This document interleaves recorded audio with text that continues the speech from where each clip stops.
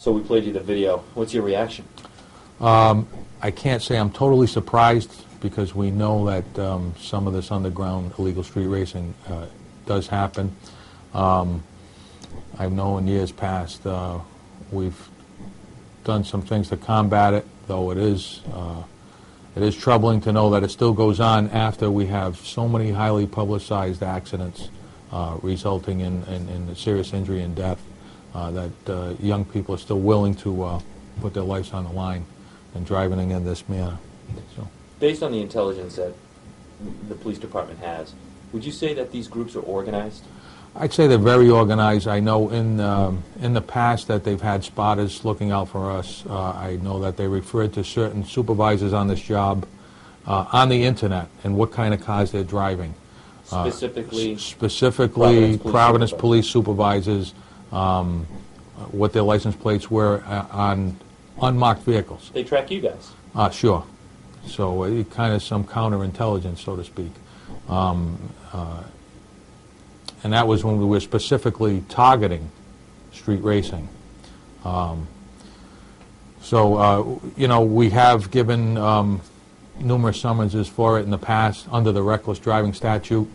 There is a new law that went into effect, I believe, last year, referred to as the Nunes law, names for the young man who was killed in a street race, I believe, in Bristol a few years back,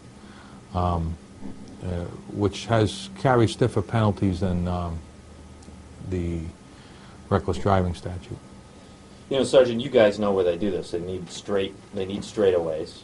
We know from going on the internet where they go, some of the hot spots. Why not sit out there and find out if they're doing it? We can.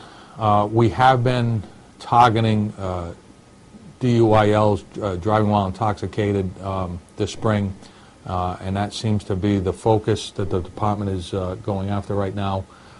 We do have state grant money that was allocated to us for that battle, but we certainly can refocus our efforts very soon towards combating some of this illegal street racing. Yeah, we talked about them being highly organized. Do you think that, well, this video was captured at 2 a.m.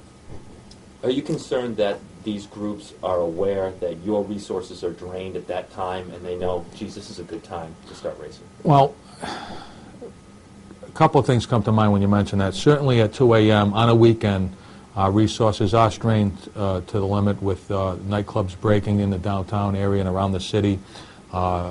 As you know, a veteran reporter, that's when, you know, a lot of the disturbances break out. A lot of people hit the streets after, you know, partying downtown.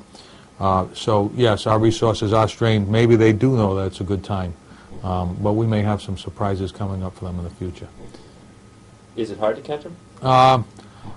I would say with the proper intelligence, it wouldn't be that hard to put together something to catch them.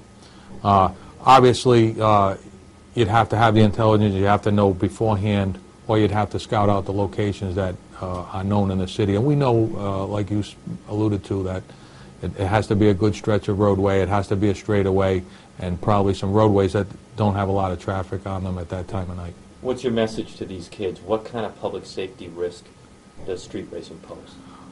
Not only a danger to themselves, but the motoring public at large who's out there maybe just trying to get home from a night out could be involved or caught up in an illegal street race and get hurt. I would invite anybody who's into illegal street racing to come to my office. They don't have to tell me their name or identify themselves. I just like to show them some photographs of some accidents that we've been to and to show them what speed can do. You know, speed kills.